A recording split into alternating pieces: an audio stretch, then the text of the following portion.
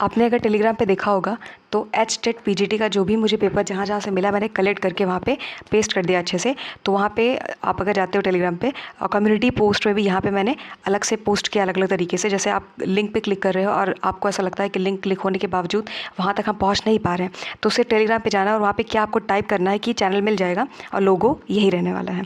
तो वहाँ पर आप जाके पेपर जितना मिला है अभी तक 7-8 पेपर होगा उसको आप डाउनलोड कर सकते हैं और देख सकते हो कि पेपर किस तरीके से पूछा जाता है अभी तक। और मुझे जो बेस्ट बात लगी यहाँ पे वो ये थी कि अगर हम यूपी की बात करें ना तो यहाँ पे आप देखोगे 2 साल 3 साल का गैप मिलता है हर एक पेपर में, जब पीजीटी की बात हो रही है, टीजीटी पीजीटी इन सब की। लेकिन मुझे HTET पीजीटी में एक बात बहुत अच्छी लगी, वो ये कि हर साल का पेपर आपको मिलेगा। इसका मतलब ये होता है कि बहुत ही पंक्चुअल तरीके से एग्जामिनेशन कंडक्ट कराया जाता है वहाँ पे। तो ये बहुत अच्छी बात मुझे लगी। बाकी आप ये चीज़ सोच सकते हो कि मतलब क्या ज़रूरत है अगर हम यूपी के एस्पिरेंट हैं तो हमें क्या ज़रूरत है हरियाणा का क्वेश्चन पेपर सॉल्व करने की ज़रूरत है। फॉर एग्जांपल जब पेपर को सॉल्व करते वक्त मैंने 2-3 क्वेश्चंस ध्यान से देखा तो मुझे एक चीज़ रियलाइज़ हुई वो ये कि मान लो कोई एस्पिरेंट है जिसने कि एनिमल किंगडम के बारे में अच्छे से पढ़ाई किया हुआ है और वो पेपर सॉल्व करके और सिर्फ यूपी का ही पेपर सॉल्व कर उसको लगता है कि कॉन्फिडेंस बहुत ज़्यादा आ गया। तो मैंने 2-3 क्वेश्चंस देखे जो अलग अलग टॉपिक्स के थे, जिसको स्पेशली जब एनिमल किंगडम की बात होती है तो मर्ज किया था। जैसे मॉलस्का है और 1-2 और टॉपिक्स हैं, उनको मर्ज करके 1, 2, 3 स्टेटमेंट बेस्ड क्वेश्चंस थे। तो जब हम अपने आप को एक्सपोजर दे रहे होते हैं अलग अलग टाइप के क्वेश्चंस लगाने को, तो उससे क्या होता है कि हमारी जो कंसेप्चुअल अंडरस्टैंडिंग है वो तो अलग लेवल की जाती है, साथ में जो हमारे प्रैक्टिस की एबिलिटी है वो भी काफ़ी ज़्यादा बढ़ती है। जिससे क्या होता है कि जो छोटी छोटी होता है ना, किसी एग्जाम में जब हम बैठते हैं तो कभी कभी क्या होता है कि आते हुए भी हम गलत करके आते हैं। उसका एक ही मतलब बोल सकते हैं कि तरीका हुआ होगा उस वक्त, क्या गलती हुई होगी, वो बस यही है कि 100 क्वेश्चंस 500 क्वेश्चंस इतने क्वेश्चंस प्रैक्टिस करके चले गए थे। तो बेटर होता है कि ज़्यादा से ज़्यादा अगर हम क्वेश्चन प्रैक्टिस करते हैं तो उसका जो परफॉर्मेंस पे असर दिखता है वो सीधा रैंक में दिखेगा बाद में।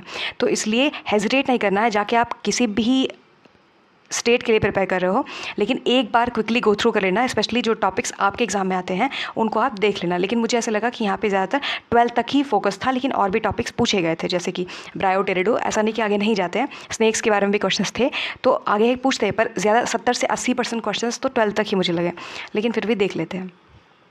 तो आप यूपी के भी अगर एस्पिरेंट हो फिर भी पेपर एक बार देख लेना, सारे नहीं सॉल्व करने, क्योंकि उसमें वहाँ पे वो हरियाणा का जीके भी पूछे हैं और बाकी चीज़ें जो आती हैं, मतलब जैसे मैथ्स के बारे में बेसिक आइडिया होना चाहिए ना, रीजनिंग, इंटेलिजेंस, ये सारी चीज़ें, टीचिंग एप्टीट्यूड, तो वो सब अलग चीज़ें, उनको छोड़ दो। लेकिन अगर सिर्फ यूपी के भी एस्पिरेंट हो तो आप इस पेपर को सिर्फ जो क्वेश्चन नंबर 91 से लेके आगे तक है, यहाँ पे 150 क्वेश्चन आता है, तो इतने क्वेश्चंस मैंने अलग से यहाँ पे कलेक्ट किया है सिर्फ और सिर्फ बायो का ही। तो आप सिर्फ बायो के क्वेश्चंस को ही अच्छे से सॉल्व कर लेना। उससे क्या होगा कि थोड़ा कॉन्फिडेंस मिलता है कि हाँ ठीक है, जो प्रीवियस ईयर क्वेश्चन पेपर होते हैं वो अपने आप में ही उनका एक वो रहता है, स्टैंडर्ड रहता है, तो वो सॉल्व करना ज़रूरी होता है। उसके बाद हम अपने मन से क्वेश्चंस बना के सॉल्व कर सकते हैं या मार्केट में कोई भी क्वेश्चन बैंक लेके सॉल्व कर सकते हैं टॉपिक वाइज। तो क्वेश्चन देखते हैं। फर्स्ट क्वेश्चन है कि टेस्टोस्टेरोन इज प्रोड्यूस्ड बाय, यहाँ पे एसिनर सेल्स है, ग्राफियन फॉलिकल्स है, लेडिक सेल्स है, हेपेटिक सेल्स है। तो यहाँ पे हो जाएगा लेडिक सेल्स।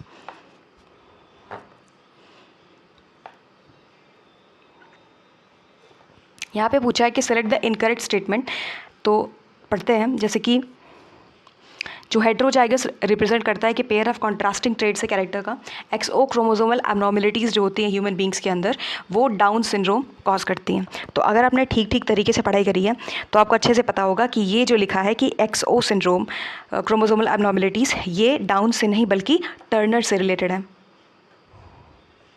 सिंड्रोम के क्वेश्चंस हर साल आते हैं, हर एक टीजीटी पीजीटी चाहे जितने भी बायो के एग्जाम्स होते हैं वहाँ पे 1 से 2 क्वेश्चंस, कभी कभी 3-4 भी मिल जाता है। तो सिंड्रोम वाला टॉपिक है उसको आप कहीं लिख लेना अलग से कि दी मोस्ट इंपॉर्टेंट टॉपिक में सिंड्रोम का टॉपिक भी आता है। और यहाँ पे क्या हो जाएगा कि जो टर्नर सिंड्रोम है, XO chromosome deletion of x chromosomes, तो जैसे लिखा रहता है एग्जाम में एक्सओ, और यह फीमेल्स में होता है और 45 क्रोमोसोम्स होता है, 46 नहीं होता है, इसलिए ये एब्नॉर्मेलिटीज़ में आता है। नेक्स्ट क्वेश्चन, नेक्स्ट स्टेटमेंट देखते हैं। Law of segregation is based on the fact that alleles do not show any blending, सही है। हीमोफीलिया एक सेक्स लिंक्ड रिसेसिव डिजीज़ है। ये as it is question multiple times पूछा गया, ये खुद अपने आप में स्टेटमेंट एक पीवाईक्यू है। जैसे ऐसे पूछा जाता है कि हीमोफीलिया इज़, तो वहाँ पे लिखा रहेगा कि डोमिनेंट डिजीज़ है, या ऐसे बहुत सारे स्टेटमेंट लिखे होते हैं, तो वहाँ पे not a sex linked disease है ऐसे करके लिखा होता है। तो इस लाइन को आप 2-3 बार पढ़ोगे तो याद हो जाएगा। यहाँ पे करेक्ट आंसर क्या होगा उसको भी देख लेते हैं। यहाँ पे होगा, यही होगा। और हाँ, जो वेबसाइट है इनकी, वहाँ पे जाके मैंने कई बार सर्च किया कि मुझे मिल जाए HTET PGT के क्वेश्चन पेपर्स, तो मुझे सिर्फ और सिर्फ 3 पेपर और उनके जो ऑफिशियल आंसर की हैं वो 3 ही मिले थे। बाकी मैंने अलग अलग वेबसाइट से कलेक्ट किया है वहाँ पे। नेक्स्ट क्वेश्चन है कि single pair excretory organ brown funnels are associated with the group, तो यूरोकॉर्डेटा, सिफेलोकॉर्डेटा, हेमिकॉर्डेटा या फिर मैमिलिया, यहाँ पे कौन सा सही होगा? तो लैंसलीड्स जो होते हैं उनको बोलते हैं, they are called as the amphioxus. इनका ग्रुप क्या होगा? सिफेलोकॉर्डेटा। जब जीनस अगर कभी पूछा जाए तो वो होता है ब्रैंकियोस्टोमा। तो यहाँ पे पूछा गया कि single pair excretory organ brown funnel associated है किस ग्रुप के साथ? तो इन सिंगल पेयर यहाँ पे कौन सा सही होगा ना? तो यहाँ पे हो जाएगा सिफेलोकॉर्डेटा।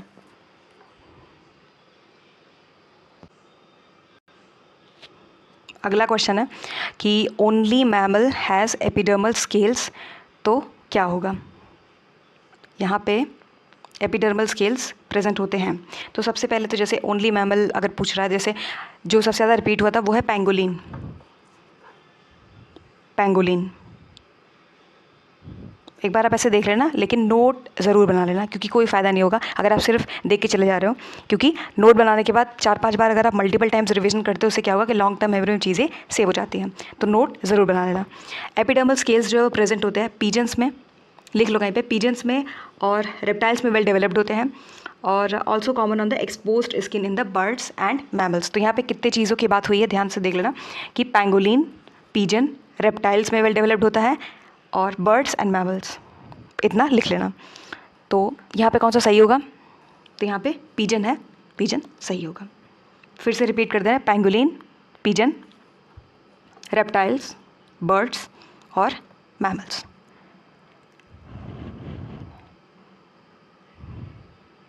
नेक्स्ट क्वेश्चन देखते हैं। Determine the correct sequence of events in the southern blotting from the following statements: transport to a membrane, hybridization with a labeled probe sequence, separation of DNA fragments by electrophoresis. Correct sequence यहाँ पे क्या होगा? तो separation जो है DNA fragments का वो सबसे पहले होगा, तो C फर्स्ट होगा। उसके बाद है कि ट्रांसपोर्ट टू अ मेम्ब्रेन, तो A सेकेंड आएगा। फिर थर्ड आता है hybridization with a labeled probe sequence, तो वो कहाँ है? B। तो CAB ढूंढ लो, वही correct answer. Next, which one of the following is not a photoreceptor in the vertebrates? Cyanopsin, chlorocruorin, iodopsin, porphyropsin. अगर आपने थोड़ा बहुत आप इंग्लिश लैंग्वेज में एक तरीके से आपको ठीक ठाक नॉलेज है, बेसिक भी अगर रूट वर्ड वहाँ पे एक सिखाया जाता है, तो वहाँ पे क्लोरो का मतलब ही हो जाता है कि ये प्लांट्स से रिलेटेड है, तो इसको हम अलग कर सकते हैं, क्योंकि यहाँ वर्टिब्रेट्स की बात हो रही है, प्लांट्स की बात नहीं हो रही है, तो इसको हम एलिमिनेशन मेथड के थ्रू भी सॉल्व कर सकते थे। तो यहाँ पे दूसरा ही है जो कि नहीं है। और ध्यान रहे क्वेश्चन पढ़ते वक्त जैसे क्वेश्चन रीड किया करो, वहाँ पे नॉट की जगह पे सर्कल लगा लेना है, फिर यहाँ पे ये करेक्ट है। Which of the following correct sequence in reference to the geological period? तो टेलीग्राम पे मैंने रिसेंटली अभी 1 महीने हुए होंगे, वहाँ पे जो भी मुझे लगा 3-4 क्वेश्चंस थे उनको मैंने एक साथ क्लब कर दिया था, जो जियोलॉजिकल टाइम स्केल पे अलग अलग PYQ में आया था, वो प्लस जो टेबल है वहाँ पे वो भी है, और ट्रिक के साथ आप याद कर सकते हो। यहाँ पे कौन सा पूछा है कि करेक्ट सीक्वेंस बता दो, देखते हैं। ट्रायसिक, जुरासिक और क्रिटेशियस। तो अगर आपने डायनासोर के डॉक्यूमेंट्रीज़ वगैरह देखी होंगी तो आपको पता होगा, नहीं देखी हैं बुक्स भी पढ़े होंगे तब भी पता होगा, बहुत पहले से पढ़ा जा रहा है क्लास, जब हम पहले से मतलब बायो में ये चीज़ें बहुत ज़्यादा इंपॉर्टेंट होती है, जब भी नाम आता है बायो का, वहाँ पे जो जियोलॉजिकल टाइम स्केल है वहाँ से 1-2 क्वेश्चंस हर साल पूछे जाते हैं। तो ये हो जाएगा डायनासोर से रिलेटेड है तीनों, तो ये पहला जो है ये सही है। उसके बाद है कि पैलियोजोइक, मीजोजोइक और सीनोजोइक, ये भी सही है। फिर है कि डिवोनियन, साइल्यूरियन, कार्बोनिफेरस। इसमें आपको बता दें कि जैसे कि पैलियोजोइक एरा जो है ये ओल्डेस्ट है, पैलियोजोइक एरा ओल्डेस्ट है, और ये तो पता होगा ना कि एंजियोस्पर्म की बात हो रही है, फिर मैमल्स का इसको बोलते हैं कि एज ऑफ मैमल्स। डिवोनियन में फिशेस की बात हो रही है, तो यहाँ पे जो करेक्ट सीक्वेंस आता है ऐसे आता है कि कैम्ब्रियन है, ऑर्डोविशियन है, साइल्यूरियन है, डिवोनियन है, कार्बोनिफेरस है और पर्मियन है। तो मैंने जब याद किया था तो ऐसे याद किया था कि कॉस डिकैप्री, किसी का नाम है डिकैप्री, कैप्री। ऐसे करके याद कर सकते हैं। तो कॉस मतलब ये मैथ्स में हम पढ़ते हैं ना कॉस थीटा ये सब, तो वैसे ही कॉस करके याद कर लिया था। कैम्ब्रियन, ऑर्डोविशियन, साइलुरियन और डीकैप्री, डी फॉर डिवोनियन, कार्बोनिफेरस और पर्मियन, ये करेक्ट सीक्वेंस है। तो मैंने कहा डिवोनियन, कार्बोनिफेरस, पर्मियन, तो आप यहाँ पे देखोगे डिवोनियन कार्बोनिफेरस आना चाहिए था, नहीं आया है, और उसके बाद आता थर्ड पे पर्मियन, तो ये करेक्ट सीक्वेंस नहीं है। इसका मतलब क्या हुआ? मतलब ये हुआ कि ये जो लिखा है करेक्ट, यहाँ पे ये इनकरेक्ट है, ये सही था और ये सही था। तो ढूंढ लो कि ए और बी जो है वो correct options A and B. Next question, bouquet stage. तो यहाँ पे आप ट्रिक बना सकते हो कि जो वैलेंटाइंस डे आता है तो लोग फ्लावर बुके वगैरह लेके चल पड़ते हैं, तो वहाँ पे वो लव से रिलेटेड है ना, तो यहाँ पे एल फॉर लव।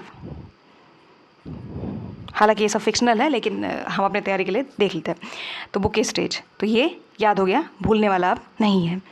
फिर है कि जाइगोटीन स्टेज, कई बार आप देखोगे एग्जाम में जब पीवाई के सॉल्व किया मैंने यहाँ पे, तो कॉलम वाले क्वेश्चंस भी आते हैं ना, मैच द फॉलोइंग। तो मैच द फॉलोइंग में क्या लिखा होता है कि एक साइड लिख देंगे कि कुछ स्टेजेस जैसे लेप्टोटीन, जाइगोटीन, पैकेटीन, डिप्लोटीन, ये सब, एक साइड कुछ उनके जो वो हैं मैच करवा दो तो फीचर्स। तो उसके लिए क्या रहता है कि कुछ ट्रिक्स अगर आप याद करते हो चीज़ें नहीं भूलने वाली हैं। जैसे कि अभी मैंने आपको बताया कि बुके स्टेज है तो लेप्टोटीन हो जाएगा, वैसे ये जाइगोटीन है तो जाइगोटीन के साथ सबसे ज़्यादा, अगर आपने नीट का पीवाईक्यू भी सॉल्व किया जो कि मैंने वहाँ पे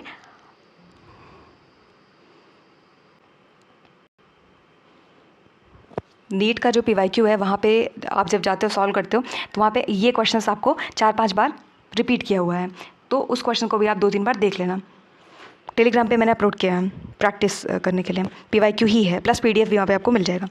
तो यहाँ पे बात हो रही है कि जाइगोटीन के बारे में, तो सिनेप्टोनिमल कॉम्प्लेक्स और इसकी बात होती है तो सिनेप्टोनिमल कॉम्प्लेक्स और पेयरिंग ऑफ होमोलॉगस क्रोमोसोम्स। फिर बारी आती है कि पैकेटीन, तो PACH से क्या आ जाता है? पैचेस, और पैचेस का मतलब ऐसे बोल सकते हैं कि जैसे क्रॉसिंग ओवर, ऐसे कुछ करके याद कर सकते हैं।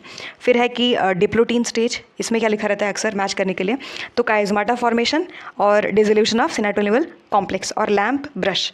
तो आपने वो सुना होगा, ये जैसे कुछ वर्ड्स होते हैं जो बार बार रिपीट किए हैं, जैसे कि जय माता दी, ये आपने सुना होगा, ठीक। तो ये है DI, और जब आप स्पेलिंग लिखते हो कियाजमाटा, ये है MATA, ठीक। ऐसे करके आप याद कर सकते हो, ये DI है, ये MATA है। नेक्स्ट क्वेश्चन देखते हैं, विच of the following elements is not a macro element in plants. ध्यान रहे आपको यही एक टॉपिक है, ये भी मतलब ऑब्वियसली नहीं, ये भी है, ये भी एक ऐसा टॉपिक है जो कि बहुत ज़्यादा रिपीट किया जाता है। इनमें से कौन सा मैक्रो है कौन सा माइक्रो है, और कन्फ्यूज़ करने के लिए पूछते हैं।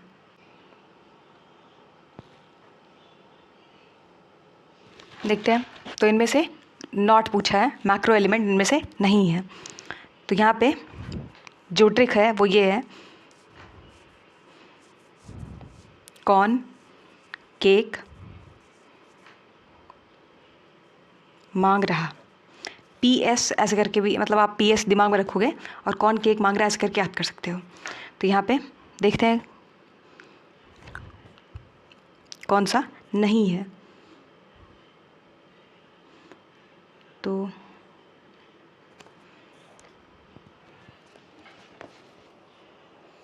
इन्होंने यहाँ पे क्या किया है कि ध्यान से आप देखोगे ये भी है,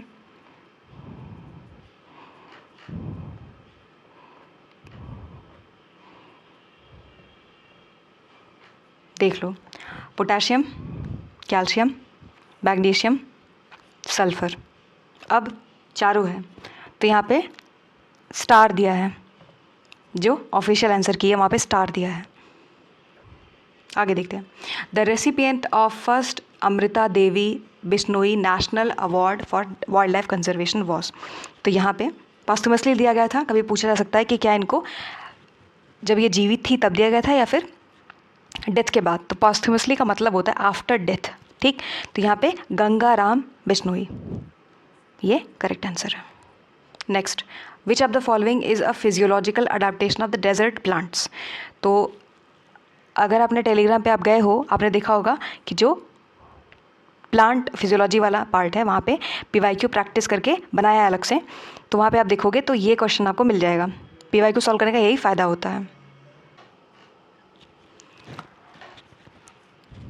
which of the following is physiological adaptation of desert plants. तो यहाँ पे करेक्ट आंसर क्या होगा? तो वहाँ पे क्वेश्चन एक मैंने खुद से बनाया था, वो ये था कि CAM का फुल फॉर्म बता दो, क्योंकि कई बार फुल फॉर्म भी एग्जाम में पूछा जाता है, स्पेशली जैसे आप देखोगे PAR का बता दो फुल फॉर्म, CAM का बता दो फुल फॉर्म, ऐसे करके पूछ लेते हैं। तो यहाँ पे करेक्ट अगर पूछते फुल फॉर्म बता दो तो ये होगा क्रैसुलेशियन एसिड मेटाबॉलिज्म।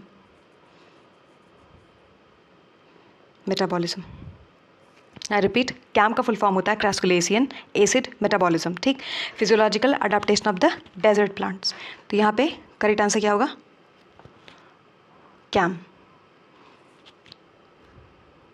और जो C2 है PCO साइकिल है, ये UP में पूछा गया था। If a solution is subjected to a pressure greater than the atmospheric pressure, तो क्या होगा? बोल रहा है जो प्रेशर है वो एटमॉस्फेरिक प्रेशर से ज़्यादा है, तो वाटर पोटेंशियल क्या होगा? इंक्रीज करेगा। Next, what was the present in the milk of the first transgenic cow रोजी? तो ये मोस्ट रिपीटेड क्वेश्चन में से आता है, आपने इसको सॉल्व किया भी होगा पहले। तो अल्फ़ा लैक्ट एल्ब्यूमिन, ढूंढ लो। ये हम कई बार पूछता है कि मतलब अगर क्वांटिटी लिखा है तो 2.4 ग्राम पर लीटर। कई बार नाम पूछता है, ये खुद अपने आप में एक क्वेश्चन है, ध्यान रहे। द फर्स्ट वाला खूब पूछ रहता है, ट्रांसजेनिक काउ, तो ये जो नाम है ये खुद अपने आप में एक क्वेश्चन है। PAR, इसका भी फुल फॉर्म ऐसे करके मतलब पूछा गया था कि PAR इज़ द, मतलब just right the full form of PAR, ऐसे करके ABCD करके लिखा होता है। तो यहाँ पे PAR आप सब जानते होगे पहले से, लेकिन फिर भी बता देते हैं। फोटोसिंथेटिकली एक्टिव रेडिएशन, ठीक। फोटोसिंथेटिकली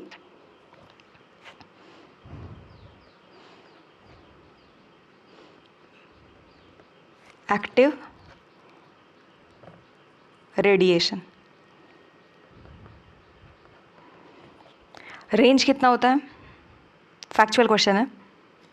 आप देखोगे जितने भी MCQ टाइप एग्जाम होते हैं वहाँ पे जानबूझ के मेमोरी बेस्ड क्वेश्चंस और फैक्चुअल क्वेश्चंस बहुत ज़्यादा पूछे जाते हैं। जैसे आप देखोगे मैक्रो माइक्रो पूछ रहे हैं, यहाँ पे ये पूरा एक डेटा है, इसे पूछ रहे हैं। तो इन सब का पूछने का उनका बस मकसद एक ही होता है कि जो लोग ज़्यादातर चीज़ों को याद रख पाते हैं वही आए क्वेश्चन सॉल्व करे जाए। उनको कोई फ़र्क नहीं पड़ता है कि आपका कॉन्सेप्ट अच्छे से क्लियर है कि नहीं है, क्योंकि अगर ऐसा होता तो ऐसे क्वेश्चंस वो नहीं बनाते, वो कंसेप्चुअल क्वेश्चंस बनाते। पर ऐसे क्वेश्चंस बनाते इससे पता चलता है कि उनको सिर्फ और सिर्फ जानबूझ के मेमोरी बेस्ड क्रिएट करते क्वेश्चंस, क्योंकि बहुत लोग भूल जाते हैं। और जो लोग ज़्यादा भूलने लगते हैं तो वही उनका स्ट्रेंथ बन जाता है चीज़ों को, मतलब ज़्यादा लोगों को फिल्टर करने में। तो थोड़ा सा आप ये भी समझो कि कहीं से आर्टिकल वगैरह पढ़ा करो, जैसे स्पेशली आप गूगल पे जाके सर्च करना कभी कि मेमोरी चैंपियंस सीक्रेट्स, ऐसे करके आप देखोगे तो वो टॉप 5 टॉप 3 ऐसे मेमोरी पैलेस बताते हैं, नेमोनिक्स टेक्निक्स बताते हैं और एक्टिव रिकॉल मेथड्स बताते हैं। जैसे एक्टिव रिकॉल मेथड क्या होता है, जैसे मान लीजिए आपके पास नोट्स हैं, वहाँ पे आपने 2 पेजेस के नोट्स हैं, ठीक, और आपको अच्छे से पता है कि आपने अंडरलाइन किया है कि यहाँ से क्वेश्चन बन सकता है, वहाँ से क्वेश्चन बन सकता है। उसके बाद आप क्या करोगे कि ऐसे सामने ऐसे देखना है वॉल पे, और उसके बाद एक्टिवली रिकॉल करने के लिए ट्राई करना है, या खुद से क्वेश्चंस पूछने, या कोई भी दोस्त यार है उससे बोलोगे कि एक काम करो यार, ये पकड़ो नोट्स 2 पेज हैं, यहाँ से क्वेश्चंस मुझसे पूछ लो। तो इससे क्या होता है, आप अपने ब्रेन को फोर्स कर रहे हो, इससे वर्कआउट होता है। वैसे अपने ब्रेन को आप फोर्स कर रहे होते हो एक्टिवली रिकॉल करने के लिए। उसके बाद क्या होगा, एक बार याद नहीं आएगा, एक बार आप वापस जाके देखोगे, 2 बार याद नहीं आएगा, फिर जाके आप देखोगे। उसके बाद जब 3rd टाइम आप देखोगे ना, आप देखोगे कि 10-10 दिन हो गए हैं, लेकिन वो चीज़ें लॉन्ग टर्म मेमोरी में सेव हो गई। तो ये होता है एक्टिव रिकॉल मेथड। तो एक बार जाके गूगल पे सर्च कर लेना मेमोरी चैंपियन सीक्रेट्स, क्योंकि बहुत ज़रूरी होता है अगर आप ऐसे कॉम्पिटेटिव एग्जाम के लिए प्रिपेयर कर रहे हो। वहाँ पे मेमोरी का जो सारा खेल मेमोरी का ही होता है, क्योंकि यहाँ पे लॉन्ग आंसर राइटिंग नहीं करवाई जा रही है। वहाँ पे सब कुछ यही है कि अगर 1 पेज का नोट है, मान लीजिए 1 पेज का कॉन्सेप्ट है पूरा, उसमें से निचोड़ के वो 2-3 क्वेश्चन बना देंगे, तो वहाँ पर सिर्फ और सिर्फ डेटा काम आता है और जो फैक्ट्स है वो ज़्यादा काम आते हैं। अभी तो बनाने हैं, जब बनाएंगे कॉन्सेप्चुअल क्वेश्चन। आपने अगर कभी UPSC का पेपर देखा होगा तो वहाँ पे मतलब ये समझ लो आप कि 90% से ज़्यादा क्वेश्चन जो आते हैं प्री के एग्जाम में, वहाँ पे सब कॉन्सेप्ट्स बेस आते हैं। तो अगर आपके कॉन्सेप्ट्स क्लियर नहीं है तो वहाँ पे आप जाके एक भी क्वेश्चन सॉल्व नहीं कर सकते हो। पहली बात तो स्टेटमेंट्स बेस्ड आते हैं, तो 3-4 स्टेटमेंट्स लिखे होंगे और वहाँ पे आप अचानक से सोचोगे कि ये भी रट लें वो भी रट लें, उतना काम नहीं आता है। सारा खेल वहाँ पे कंसेप्चुअल क्लैरिटी का है। यहाँ पे क्या होता है कि सारा कॉन्सेप्ट हो सकता है कि मे बी इंटरव्यू वगैरह में पूछते हो, पर यहाँ तो यही है कि पूरा फैक्ट है और सारा खेल मेमोरी का है। इसलिए साइकोलॉजी वगैरह में थोड़ा सा इंटरेस्ट आप डेवलप कर लो कि एटलीस्ट हमारा ब्रेन काम कैसे करता है, चीज़ों को हम याद कैसे कर सकते हैं, ठीक।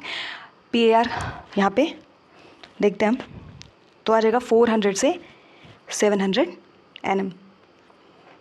Next, which of the following flowers exhibit both radial और बायलैटरल सिमेट्री।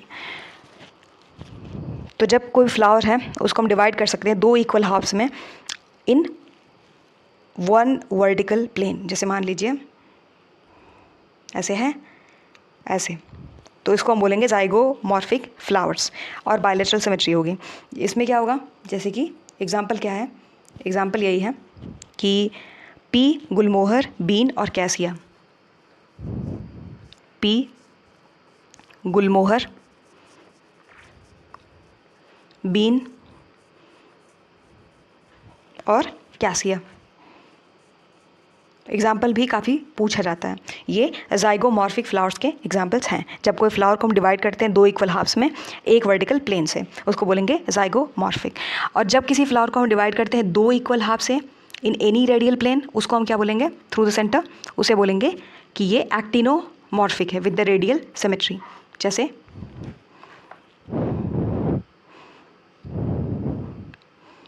जैसे ऐसे है, अजीब सा बन गया, ऐसे ऐसे करके रहता है, मतलब किसी भी रेडियल सिमेट्री से आप कट करते हो तो आप देखोगे कि when a flower divided into equal halves, किसी भी रेडियल सिमेट्री से आप जब कट कर रहे होते हो। इसका एग्जांपल सबसे ज़्यादा जो पूछा गया एग्जाम में वो ये है कि मस्टर्ड, धतूरा और चिली। मस्टर्ड, धतूरा, चिली, ये एग्जांपल है। यहाँ पे पूछा क्या है, रेडियल बायलैटरल सिमेट्री। तो रेडियल सिमेट्री देख लो, बोथ एग्जिबिट बोथ रेडियल, तो दोनों एग्जिबिट करने वाले तो हमारे सनफ्लावर होंगे, बोथ रेडियल एंड बायलैटरल, वो तो सनफ्लावर है। और अगर पूछता है इसमें से विच of the following is asymmetric flower, copy में लिख लेना एसिमेट्रिक फ्लावर, तो ये होता है कैना। कैना।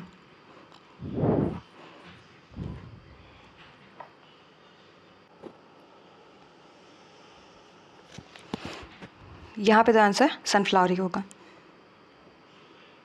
जो बाकी बताया उसको भी आप लिख लेना, क्योंकि वो अपने आप में, जैसे डेफिनेशन बेस्ड क्वेश्चन आता है उसमें क्या लिखा रहेगा कि डिफाइन कर देंगे और पूछेंगे कि इनमें से कौन सा है, तो ज़ाइगोमॉर्फिक होगा या एक्टिनोमॉर्फिक होगा। तो वो डेफिनेशन वाला ही अपने आप में दो क्वेश्चन था, प्लस जो एग्जाम्पल्स थे वहाँ पे क्वेश्चन ऐसे बनाते which of the following is not actinomorphic, which of the following is not zygomorphic, तो इसका एग्जाम्पल उसमें लिखेंगे, उसका एग्जाम्पल इसमें लिखेंगे, कन्फ्यूज़ कर देंगे। तो ये 5-6 के आसपास क्वेश्चंस अपने आप में वो थे। In Petromyzon liver is tetra, tetra मतलब 4 होता है, tetra lobed, renal portal system is present, hepatic portal vein is absent, lymphatic system is present. Petromyzon में लिवर जो है टेट्रापॉड होता है, रीनल पोर्टल सिस्टम प्रेजेंट होता है, सही है, हेपेटिक पोर्टल वीन्स एब्सेंट होते हैं, सही है, लिम्फेटिक सिस्टम एब्सेंट होता है, यहाँ पे प्रेजेंट लिखा है। तो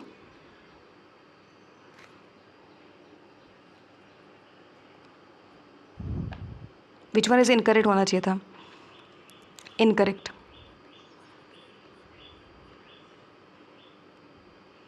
ये आगे होगा क्या, नहीं है, हाँ तो ये भी सही है, ये भी सही है और ये भी सही है, कॉपी में आप नोट कर सकते हो। लास्ट वाला गलत है, वो भी लिख लेना कि a lymphatic system is absent here, not present. Orientation based on memory, तो रिसेंटली अपलोड किया था मैंने वीडियो, तो थंबनेल में ही लिखा था मैंने क्लाइनोटैक्सिस, नीमोटैक्सिस, वो सारी चीज़ें, प्लस वहाँ पे 2 क्वेश्चंस मैंने लिए थे जो PYQ थे, एक नेट का था और एक इसी का था एस्टेट PGT। तो यहाँ पे ये देखोगे आपकी कैसे डेफिनेशन बेस्ड क्वेश्चन आया है कि orientation based on the memory, तो उसको बोलेंगे निमोटैक्सिस। वहाँ पे ट्रिक के साथ हमने याद किया था कि निमो एक लड़की है जिसका मेमोरी बहुत अच्छा है, निमो एक लड़की है जिसका मेमोरी बहुत अच्छा है, ठीक, ये याद हो जाता है। बाकी वहाँ पे एक्सप्लेन किया है मैंने, तो आप देख लेना। नेक्स्ट, इन्फेक्टिव स्टेज ऑफ हुकवॉर, जो बाकी थे, जैसे मीनोटैक्सिस क्या है, जान गया। काइनेसिस क्या है कि ये नॉन डायरेक्शनल मूवमेंट होता है in response to stimulus. Telotaxis orientation जो है away from the target, for example moving towards the food source और away from the predators.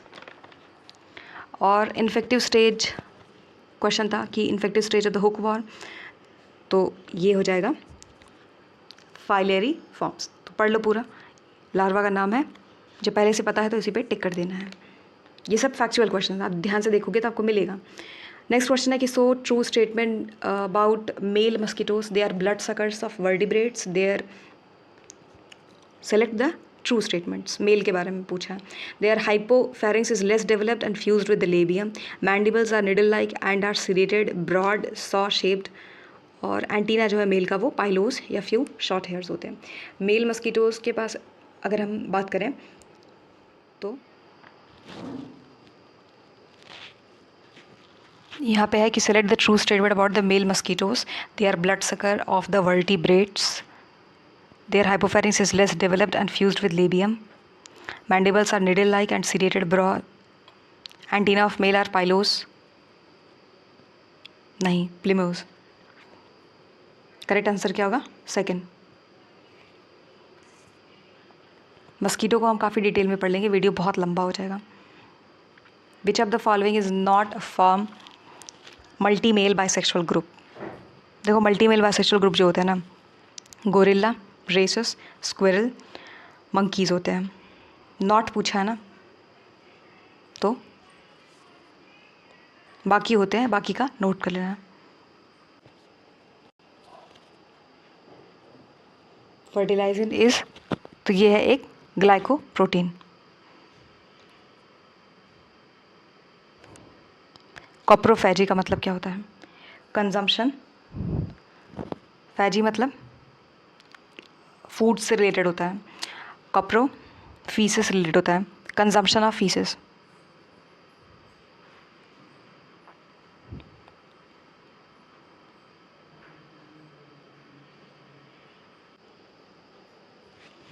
Which of the following RNA is commonly used for the phylogenetic analysis? तो यहाँ पे 16S RNA, 5S, 20S या फिर game, तो correct answer 16S होगा। Next, Montreal protocol is concerned with, तो mitigation of climate change, sustainable development, biodiversity conservation या फिर substance that deplete ozone layer.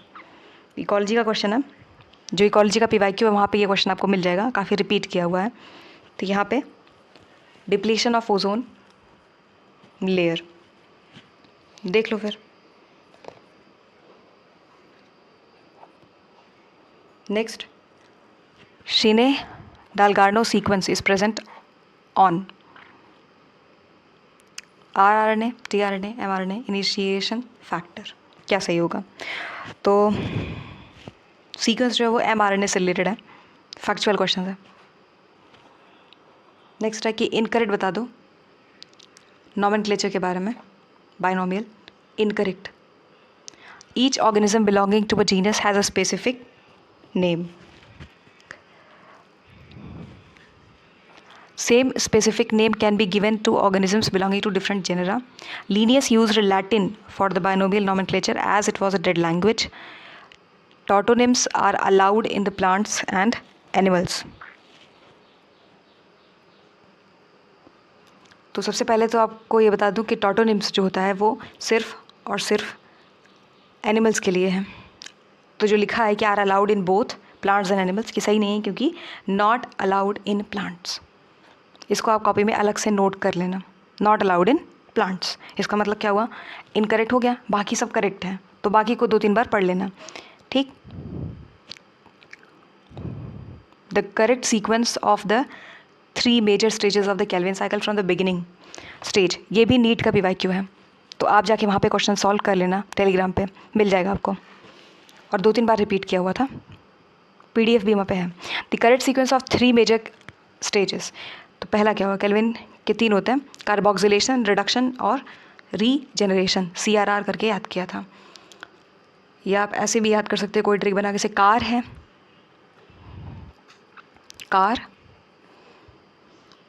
Reduce, सिर्फ इतना भी अगर याद करते हो, थर्ड तो अपने आप पता चल ही जाना है।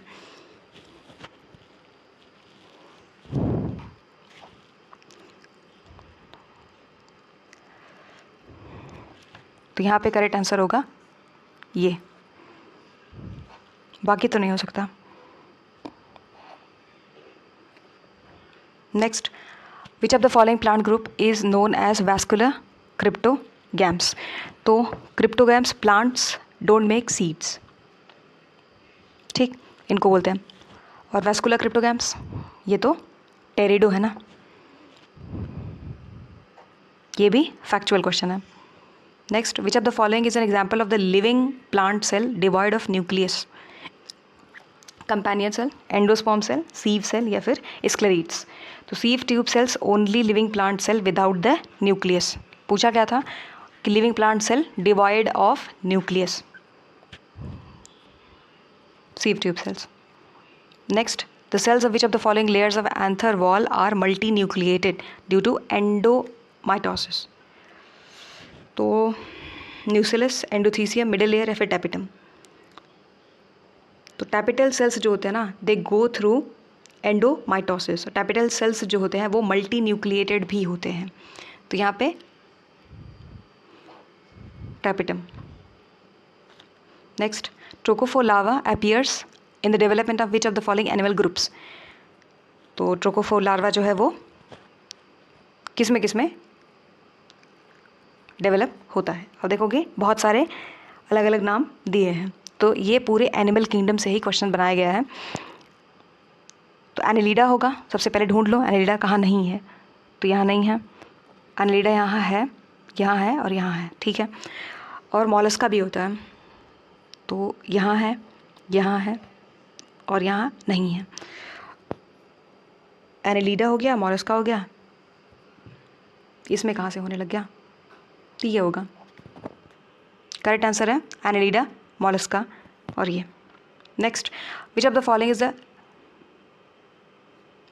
Following is result of inborn errors of the nucleic acid metabolism. तो Hartnup disease, फैब्रीज disease, लेश-नाइहैन syndrome, मैकार्डल्स syndrome. जल्दी बुक्स में देखने नहीं मिलता है पर बना दिए हैं क्वेश्चंस, ठीक है, देखते हैं। तो हार्टनप डिजीज़ क्या होता है, ये वाला पहला देखो, ऑटोसोमल रिसेसिव डिसऑर्डर है। नेक्स्ट टाइम यहाँ से क्वेश्चन उठा के पूछ लेंगे कि हार्टनप डिजीज़ इज़, तो ऑटोसोमल रिसेसिव डिसऑर्डर होता है इन the impaired function of transport protein in the intestine and kidney. तो यहाँ से आप सोचो दो क्वेश्चन बनाए जा सकते हैं। पहला कि ये किस तरीके का डिसऑर्डर है, ऑटोसोमल रिसेसिव डिसऑर्डर है। दूसरा कि ये जो है देखने में कहाँ मिलता है, इंटेस्टाइन एंड किडनी। तो क्वेश्चन आप जहाँ भी ये नोट बना रहे हैं वहाँ अलग से लिखना डिजीजेस, और उसके बाद ये कुछ नाम हैं उनका, मतलब क्या उनका फीचर्स है ऐसे करके। तो Hartnup disease dash autosomal recessive disorder in the impaired functions of transport protein in the intestine और किडनी। इंटेस्टाइन किडनी को अंडरलाइन कर लेना, ऑटोसोमल रिसेसिव को डबल अंडरलाइन कर लेना। नेक्स्ट है कि फैब्री डिजीज़, ये क्या है, ये rare X linked lysosomal disorder है। तो लाइसोसोमल डिसऑर्डर को अंडरलाइन कर लेना। रिजल्ट्स इन एक्सेसिव लिपिड, यहाँ पे बहुत ज़्यादा डिपॉजिट हो जाता है। नेक्स्ट है कि लेश-नाइहैन सिंड्रोम, ये क्या है, ये एक्स लिंक्ड रिसेसिव डिसऑर्डर होता है, मोस्टली मेल्स में देखने मिलता है। ये क्या है, यहाँ पे एरर हो जाता है, देखने मिलता है न्यूक्लिक एसिड मेटाबॉलिज्म में। तो क्वेश्चन क्या पूछा था, inborn error of nucleic acid metabolism. तो हमारा यही आंसर होगा, है ना। लास्ट वाला क्या है, मैकार्डल सिंड्रोम, ये कैसा है, तो ये अफेक्ट करता है स्केलेटल मसल्स को, ये भी जेनेटिक ही होता है। बस ये याद रखना कि जो लेश-नाइहैन सिंड्रोम है ये मेल्स में देखने मिलता है मोस्टली।